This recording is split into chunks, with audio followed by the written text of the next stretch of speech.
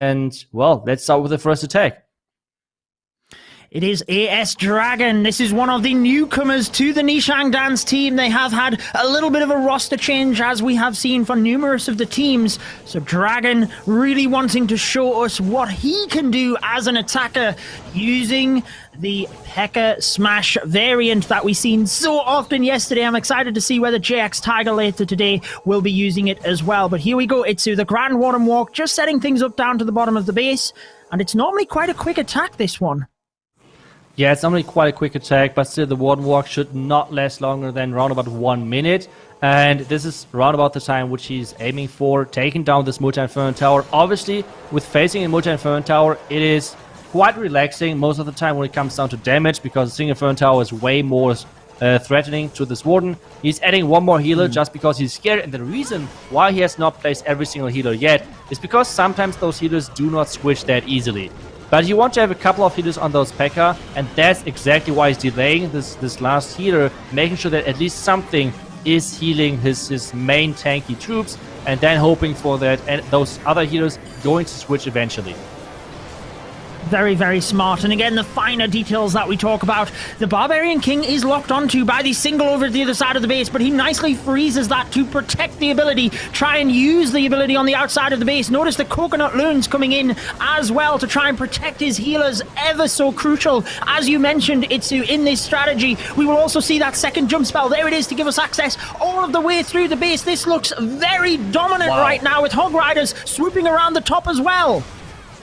That is so impressive how he's controlling this army composition. Everything is walking as he planned. The top side, as you said, the Hog Riders in combination with his Royal Champion are doing a great work of keeping everything inside. The Pekka is still alive, the Queen is still alive with her ability, the Royal Champion ability as well.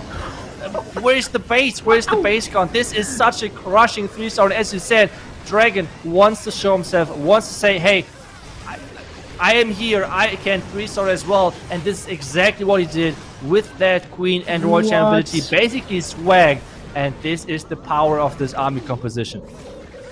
Did he lose any troops? Look at all of the Pekka and Wizard left over. That was so dominant of an attack to start us off. We have talked about the offensive power of Nishang Dance prior to this matchup, and that really does just show how good they are. A fantastic addition to their roster, arguably. But it's MCES now that have to respond. They did get into a tricky situation with Penta. It could have went either way yesterday, but they held up strong, like you said, finished up with the 3 stars. And I'm interested to see who goes first, because when we scouted the players of MCES and gave them a bit of a questionnaire prior to the tournament, there was a little bit of a split. Half of the team said they preferred to go first, and it was kind of Tryhard, and I think it was Kingsman that said he wanted to go last as well. So most of the players preferred to go first. Yeah, I think it's depending on the attack style as well. For example, Kingsman, we know this player is one of the best Queen Charge players in the world, I would say. So he's really solid with that. But Queen Charges right now, as we already mentioned, is a quite risky strategy, and it needs more timing to plan most of the time. Like a smash like this, which we just saw, is obviously really cool to watch and not the easiest to do. But at the same time, the general idea is most of the time the same. You're doing a Warden Walk, then it's up to maybe the question to do 1 or maybe 2 jumps. But except that, it's kind of like every single time the same approach. Meanwhile, on, like, for example, the Queen Charge, it takes a bit longer to plan. And Tryhard likes the Queen Charge due to Queen Charge Lalo. And we have then Kingsman with the Queen Charge Hybrid most of the time. So the Queen Charge Lalo or Queen Charge attackers in general going last makes sense to me. So let's see if we have the first attack from someone else, and that's exactly the case. We have once again Remyel, and who is, like always, doing something crazy with a Skelly Donut right from the get-go. He is so creative, and I think this is one of the reasons we see him first, because he just comes up with a plan naturally. There we have the skeletons and the invisibility spells, taking out the clan castle. He now doesn't have to deal with that, and what I love about Remyel's attacks is it's never single-focused. We have the skeleton spell and invisibility spell over one side of the base, now the Yeti blimp over to the other.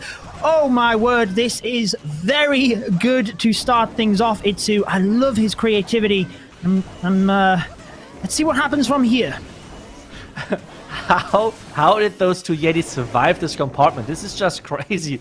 both Yetis survived this, and now we have the invisibility spell in combination with the Royal Champion shield to take down the single Inferno Tower. And now we have slowly next heroes getting added to these to this approach, and he wants to take down this Town Hall, which is looking really solid so far. But with more Tesla close to this elixir storage and maybe even the tornado trap, it might be a little bit tricky. And well, let's see, the Queen so far should have access to the sweeper and maybe even the Town Hall. Do you think he wanted the Super Wall Breaker to go where it did? I'm guessing he did, because it went right to the middle of the base, perfectly deployed, but that was very hard to do, because as you mentioned, now the Queen has access to that sweeper. She will get a little bit of damage onto the Expo, not be able to finish it off, but that Wall Breaker placement was fantastic. Yeah, that energy worked out so great. Now we have the Lalo getting into that base. The Warden ability with those Headhunters any second now. Or maybe he's just delaying that a little bit because there are no ground expos against those Headhunters. So he's delaying it. Needs to use it now with those Eagle shots. And this is looking really good. The freeze onto the Multi-Inferno Tower in combination with those golden loons getting through the base. But the Eagle is not going down. And this is key for the defender. Making sure that the damage is still coming from this Eagle. And now the Train Trap with so many red bombs in this core, and he has no warden ability left at this point, Judo. Tried to save it with a couple of balloons to snipe off the Eagle, but like you mentioned, just too much on the inside of the base. Really was looking promising towards the start there, but it just fell south for Remyel. And unfortunately, his lavaloon attack, which we know he likes to use, is not working out this time.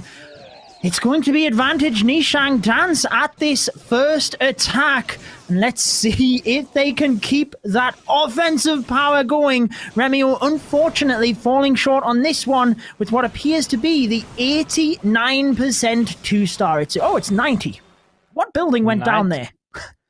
I think an elixir collector or something is going down to that warden, but either way, now at this point, we could have the same situation as in the last match was like 11 Original facing off against Unicorns of Love, because if Nishang Dance is going to triple again, they have set up such an amount of pressure on MCS that they nearly always have to react. They always have to triple as well, and they can't really reach them as long as Nishang Dance are not doing too many mistakes. So really, the next attack is going to dictate a huge part of this war. So the next attack, let's see. Maybe it's going to be once again like one of those smash attacks where I feel like the Chinese clans use this technique a lot. I think so far only Alternate really tried to use this the smash variation as well. And yeah, the Chinese teams are really wrecking bases with this. They've really perfected it within their own meta, haven't they? So let's see what it is going to be. It is a super witch attack by Tian. We seen him in the World Championships last year, and Tian was one of the members that had a 100% hit rate throughout the finals. Every attack was a 3-star. Can he do the same this year, Itsu? Wow, that is so impressive. Adding a couple of sneaky goblins, making sure, oh no, the healers are transitioning over, but that should be alright. But he's even bringing the Valkyrie to outsmart the enemy, because that was definitely baited. Like bringing or like adding so many skeleton traps in one place. You want to bait something, either a Queen Charge or like a Ward Mock or something, just to make sure that the attacker is burning more time. But bringing the Valkyrie just to make sure that something like this is not working, that is just incredible planning by Tian and completely outsmarting the defender. Absolutely, because you might think that the skeleton spells don't provide much damage, but it is just a factor to burn time. And what I like about the Valkyrie as well is even if he didn't need it in that situation, you can see so many different areas of the base where the Valkyrie could go into a compartment to do exactly the same thing. So arguably a couple of seconds late on his deployment as to in relation to his plan, but I think it was still pretty good there timing-wise, Itsu, as these Super Witches are moving directly in. Balloon's doing exactly what intended to do and setting off some of the black bombs ahead of the healers. Yeah, that's right, but with bringing the sneaky goblins, this means that he is not able to bring any super wall breakers to get into that compartment, and now he kind of has to rely on that spell. So he has to rely on the jump spell, making sure he's giving access to the entire core, and then he's going to jump a second time into the back, and meanwhile we have the Hawk Riders with the Royal Champion to take down the bottom side of that base, taking down the enemy Eagle, which is like non-stop shooting at those witches, but the healers are still there, and the healers are keeping those witches alive, especially with their warden ability together. It looks pretty good because most of the damage is over to the left-hand side of the screen here where these super witches are. The Royal Champion has a relatively easy time down to 6 o'clock, takes out all of the defenses in that area, but the super witches are moving up over, unfortunately. But with the Queen's ability left and a freeze spell, it looks pretty good for the Tesla farm. I think it's going to be more a factor of time, Mitsu. Yeah, the time is always really important, especially with only 2 archers at this Dark Elixir storage at the bottom of your screen. It's all about the timing. The Queen ability is getting used just to speed things up a little bit more. It's 15 seconds left at this point, and the archers at the bottom side trying their best, but do the other troops have time to kind of reach them and help them in their pain, taking out all of the Dark Elixir out of the storage? 3 seconds. Archer Queen stepping up, helping to... No! Oh my word! So close. That is probably more painful than a builder hut because the Dark Elixir storage has so much HP and it had that much left. That really proves, Itsu, how valuable the skeleton traps were, because despite having the Valkyrie to counteract it, arguably it did take a couple of seconds to take it down, and that was the difference maker. Yeah, one shot of that Queen, and he would have been able to do it. That was so close. But at the same time, I mean, obviously for the player, it's not the greatest feeling. But at the same time, for us, it is a huge percentage lead now for Nishang Dance in this matchup, because MCS, not only are they behind on stars, but as well they're behind on percentage. Let's say they're going to 3-star. It is still a huge mountain they have to climb to somehow get back into this match on percentage then. But let's see, maybe MCS is just like going at it and just tripling non-stop from this point. As we said, the first attacker is having like a rough day in this tournament so far with the lowest hit rate. Yeah, well, MCES certainly got the momentum moving on to the back end of the war yesterday, but we were just talking about their attacking formation, and Tryhard is the second player to attack. This is really interesting since he is normally their last attacker. Perhaps they felt like if his strategy is set, he has a plan altogether, why not send in one of their top attackers, their most experienced attacker, in order to get the job done and try and level this war out a little bit early on. Yeah, sometimes you just have to go first with the person who has the best idea, the best plan, the best approach to a base. So let's see if that can work, because so far the Lightnings are just getting invested onto that scatter shot on that 9 o'clock side. And now he's trying to go for that town hall. He's trying to get into that town hall, but it's kind of scary with this Royal Champion. With this Royal Champion being maybe able to roll the Clan Castle. And with that Clan Castle coming out, this might be a lot of damage on his king and his queen. Certainly could be, as you see these super minions. One headhunter moving across, the second one as well, but he also has a lot of archers that will be delayed moving across. Will they go into the poison spell? Because whilst they don't take a lot of damage, they will again provide time that you have to get through them. Fortunately, they do go to the poison spell, but he's struggling to get to the town hall now. Even if the Queen's ability is used, she's locked onto... Oh, she's gone back to the town hall, fortunately, with the freeze spell. So he will get that down. Still not using the ability. There we go. Down it goes. Wow. A little bit scary for a moment there for Tryhard. Yeah, but I think he got everything he wanted to get. Now the Lalo is going to get started from the top left side into that Eagle, take that down early. And as well, in addition to that, he's going to combine most likely that Warden ability with those headhunters to fly across, or like run across, and get into that enemy Royal Champion. So far this looks pretty solid. The first freeze of that Ice Hound is going to like drop onto the outside defenses. The next Ice Hound is exploding as well, but this is looking really solid as an entry. Now we have the Headhunters, so let's wait for the Warden ability for any second now. There goes that Warden ability. The Headhunters did move across inside it, and you see the power of that as the Royal Champion falls ever so quickly. interestingly freezes the air defense at the back end alongside the scatter shot rather than the wizard tower, but that was brilliant in order to allow a couple of balloons in and concentrate the defensive pathing of the balloons to the final wizard tower.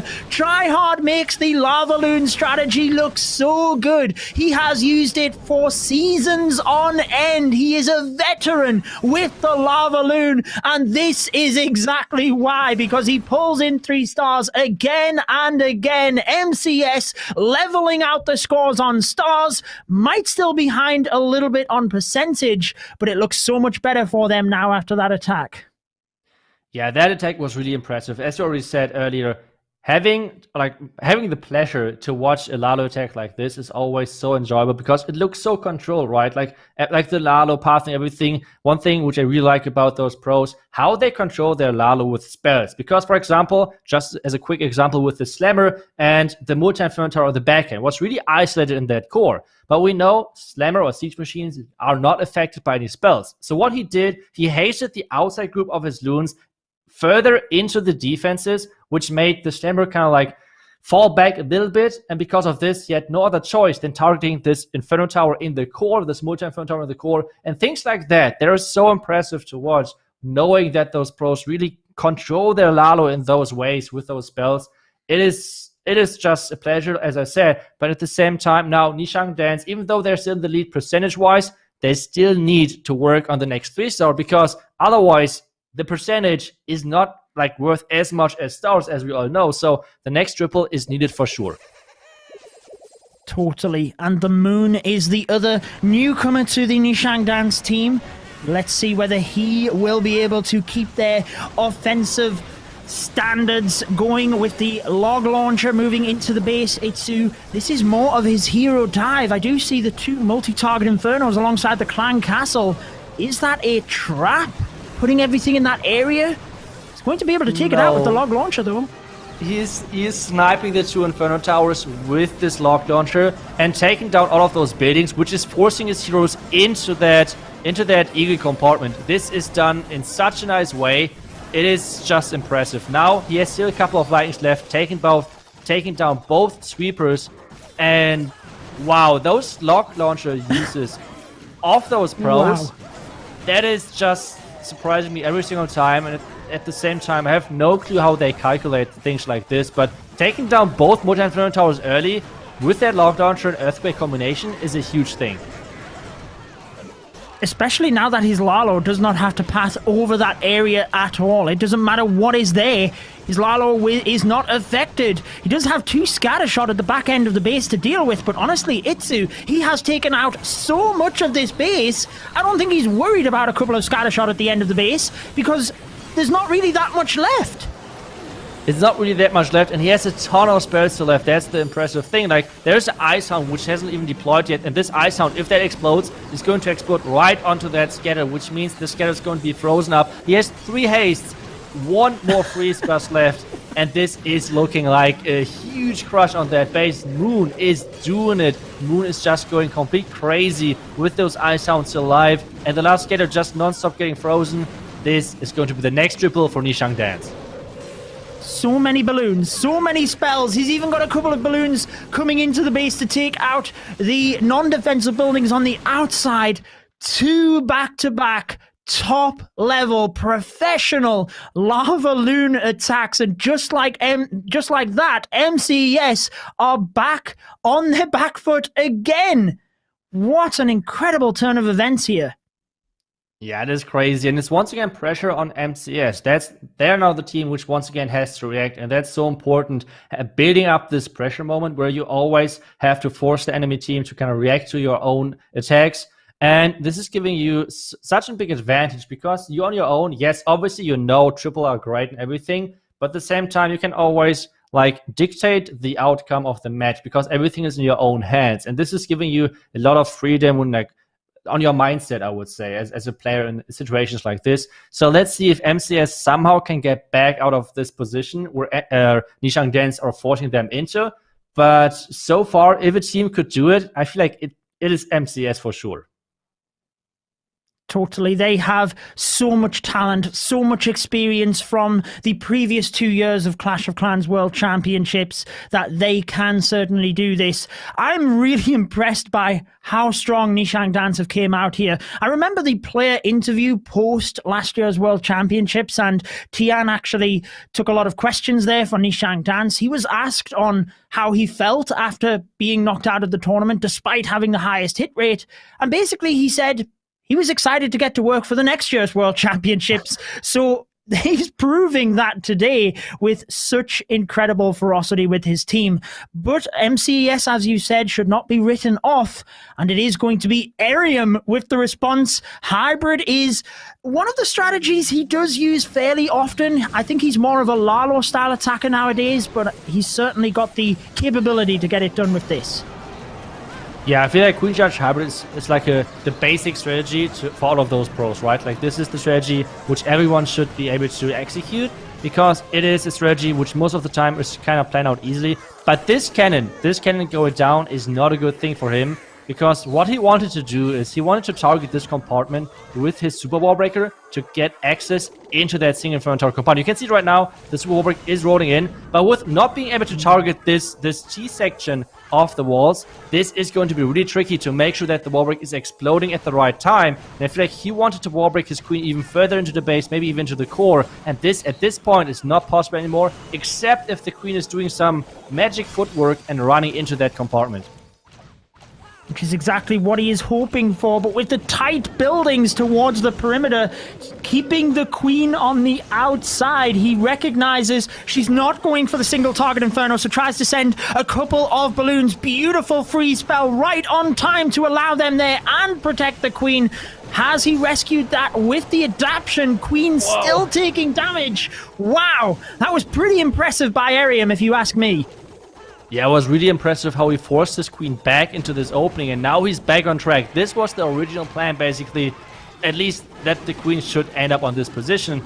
But now the queen has to take down the tower, needs to rage her soon again, and then the hybrid is starting off into that king and skeleton compartment with a ton of skeleton traps over there. So this one is going to be not the easiest task for this hybrid. Especially given the fact that the miners are going to be stalled up there, allowing the Hog Riders to run ahead and become a little bit vulnerable with that next scatter shot. He's still got one other heal spell and the Grand Warden ability. Decides to use the Grand Warden's ability first. I think that's a wise move, because there's a good chance the troops will split with that multi-target inferno in the center. Miners have a whole heap of health. He still has the Queen ability and the Royal Champion ability. A nice heal spell for those miners, and I think it's keeping the miners alive being key here. Yeah, that's true. Key that those miners are surviving, because time is ticking as well. It's like 37 seconds left. Yes, the queen is alive on that left side, but still, there's so many buildings still left standing, especially with those storages. We already saw once today how a Dark Elixir storage can completely mess up an entire attack. So the miners need to hurry up over there. The queen is trying to get out of their base again to help her like forces with that army. But it seems like it is enough time for Aerium, and once again, MCS is getting back out of a tricky situation. Now it's once again on Nishang Dance to put them back into that situation. Nishang Dance up on deck. MCS up on deck. Back to Nishang Dance. Oh my goodness. 3-star after 3-star. No team wanting to go home, because remember, this tournament is a best of one all of the way up to the grand final. So if any of the teams lose, they are out. And they know that. Giving it everything they have, clearly going out swinging. Back to Nishang Dance then, they have to keep going with the 3-stars, because they know MCES are clawing at them despite being behind on percentage. They want to take the lead here.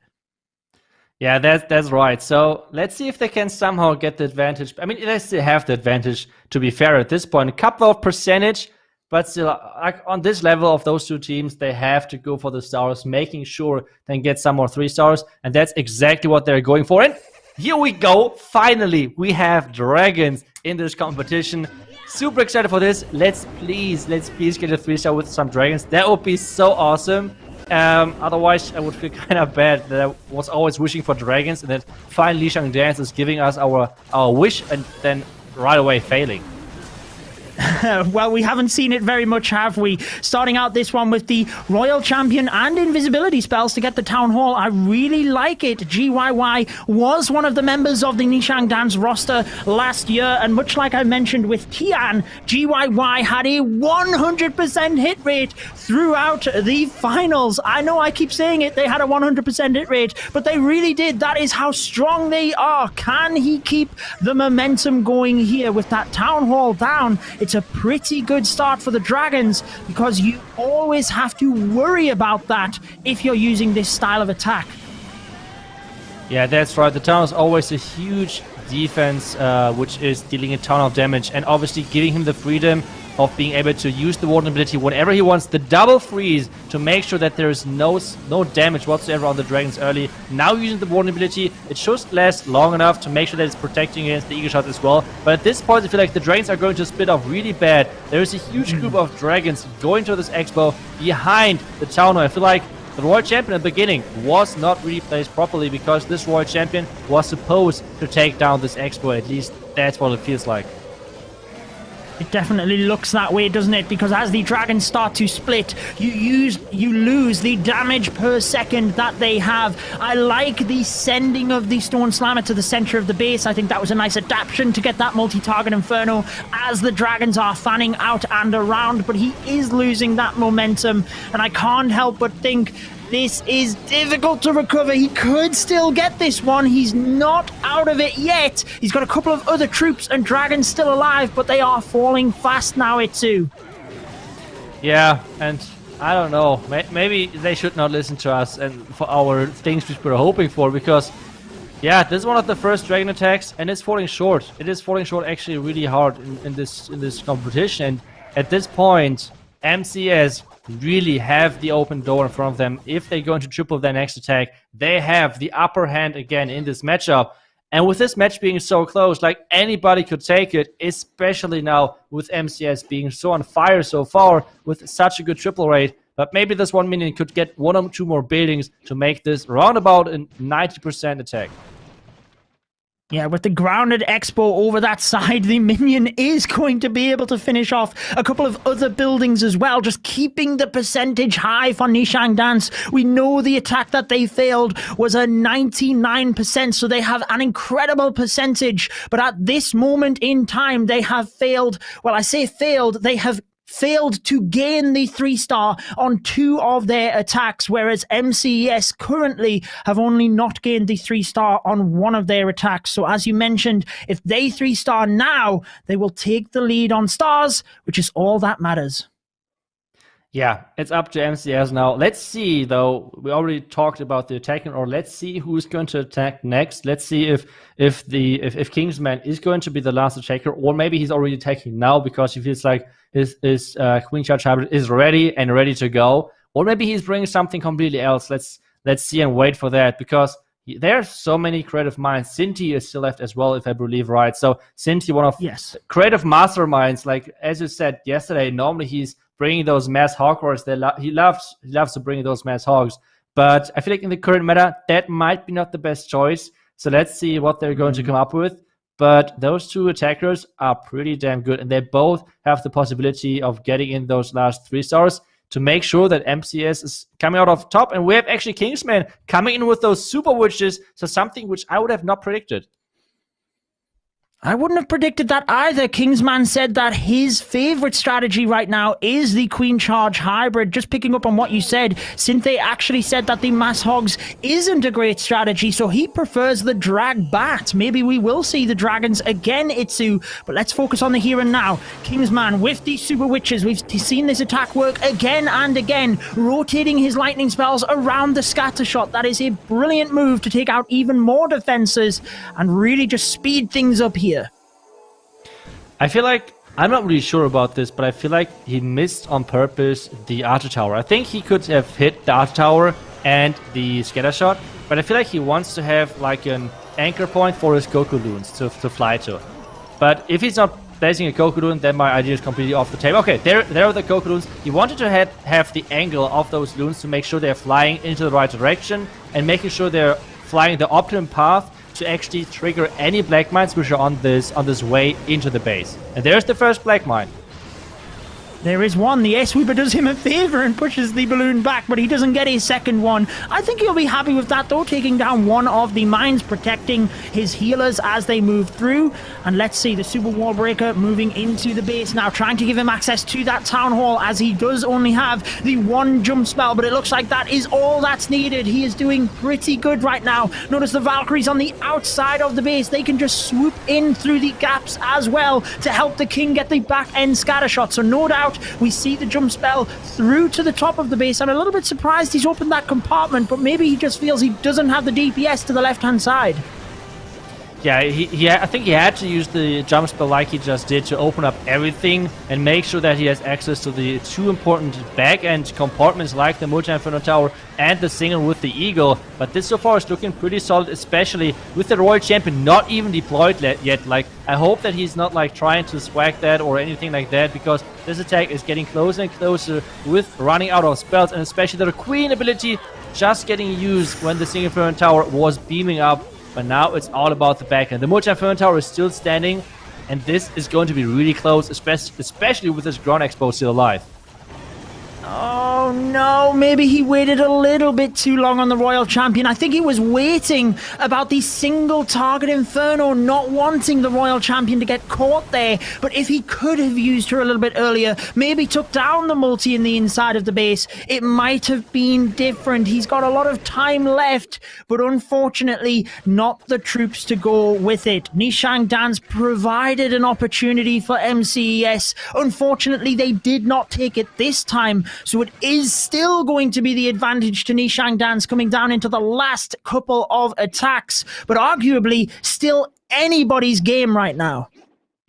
Yeah, I think they came a little bit closer on the percentage, right? Because they now have like a 92%. On the other side, Nishang Dance just had like a 89%, I think. So they're coming closer on the percentage, and they're really, really close in that. So wow, once again, I feel like we have so many clan wars right now which are so close. Like, once again, it's coming down to the last two attacks, and they can decide everything. And we can see it right now. The percentage are so close. But once again, the first team which is attacking, which is Nishang Dance, and this one has everything in their own hand. If they go into a 3-star this next attack, they have won this entire matchup. So they're going to move into the next round. If they fail, then MCS can come back with maybe even a 2-star, depending on the percentage. But most likely they need another 3-star to somehow get this victory in the end.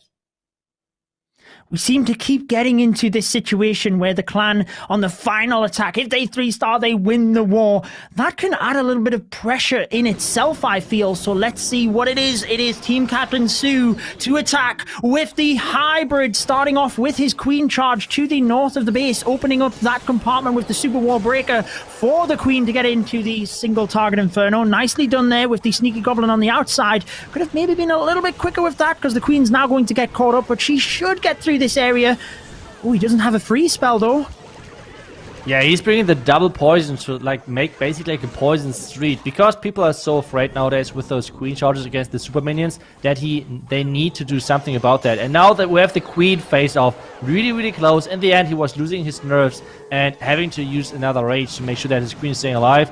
Now the Sweeper, now there's the Flankers, now he needs to use those poisons, and there's actually a Hound in there, which at this point I feel like it's worse. Like, it's way, way worse for him than like one of those super minion Flankers, because he has a Scatter, he has an Expo and an Arch Tower on his Queen, and he's now risking it all because this Queen is supposed to take down the Town Hall, and he's starting all out with that hybrid from the right side. Oh my god, if the Queen is not... Oh, there's the King coming. Okay, I got a little bit too excited for no reason. Well, I think you were right to be excited, because as you see, the Queen went down. So if he did not have the King, it might have been game over in the sense of getting the 2-star. But the King will secure that. Let's focus on the hybrid then, down to the bottom of the base. I'm not sure about that scatter shot in the center. There's a lot of HP, high hit HP storages and the clan castle for the miners to get through before they get to that. And the hogs on the bottom of the base will run all of the way around. Can he get in there quick enough? The King is doing an amazing work of taking down the Scatter now any second. The healers actually transitioned over, as we were talking about.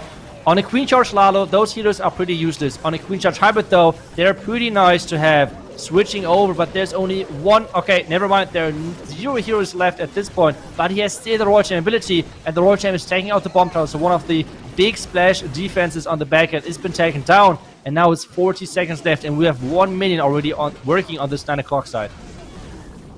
Just the one cannon down to the bottom of the base. The Royal Champion was protected a little bit, moves over there. She should be able to get that. How quickly can they finish off the base? With 25 seconds, I'd like to think that he can get this, Itsu. It would secure the victory for Nishang Dance as the Royal Champion moves through. Is it going to be enough, or is the Builder Hut just that little bit too far away? The Royal Champion getting to work on the buildings. We're into the final 10 seconds. She steps up, the Builder Hut goes down, and Nishang Dance secure their victory in this matchup. Again, the World Championship finalist team moves through, and MCES unfortunately cannot fight back now. Yeah, it is crazy how those World's finalist teams are like somehow always coming out on top. It is crazy so far, and it is kind of crazy as well that Nishang Dance made it that close. I mean, it was like not an overkill whatsoever, but it was such a close attack with the Royal Champion and the Warden surviving until the last second to finish off the base. So in the end, Nishang Dance was the better team today, and MCS have one more attack to show how good they are, and hopefully it's going to be a creative one from Cinti and showing off how good MCS is. I mean, they did this over this tournament, winning in the first matchup against Penta, and now making it so close against Nishang Dance. Yeah, well, I have to say that MCES either way have given us one incredible performance, and we have the Inferno Dragons from Cinti to try and finish off with a 3-star in style. Let's see if they can do it. Yeah, we have the Inferno Dragons now getting used once again for Cinti, and let's see if this really crazy hit rate is just keep going for the strategy, because so far, as you said in the beginning, yesterday on the first day, we had 9 Inferno Dragon attacks overall, and 8 out of them were 3-stars. So a really crazy strategy in the current meta, and we have the Inferno Dragons making their way through the base, and now it's all about that Town Hall. The Town Hall compartment is still there. The King, though, is making its way to the... Wait! The King is just like doing a quick drive-by and not going for that Town Hall. Yeah, he goes down to the single target Inferno. The Town Hall will fall to the Archer Queen and Inferno Dragons. This allows him to switch to the Stone Slammer in order to try and take out the northern area of the base, where he doesn't really have much force with the Inferno Dragons, still with the Royal Champion now on full health, moving in towards the single target Inferno Tower. It does look pretty good towards the back end of the base now. He's managed to adapt with the troops and spells very well where the Inferno Dragons did not go, and I feel that is a huge part of this strategy. Itsu Cinti showing us that MCES are going for this World Championship with everything they can, but unfortunately in this one it just hasn't been enough. Yeah, unfortunately it is going to be a 13-13 tie. I feel like that's their thing for MCS after yesterday beating Penta on this 13-13 tie. Now today they're going to go down to Nishang Dance as well with the same score, but this time with a little bit of less percentage. It was a really close one. We can see it on your right screen. They're going to add 20 more percent to their current standing, and this means it's 97.6 to 96.4. So really close match in the end, but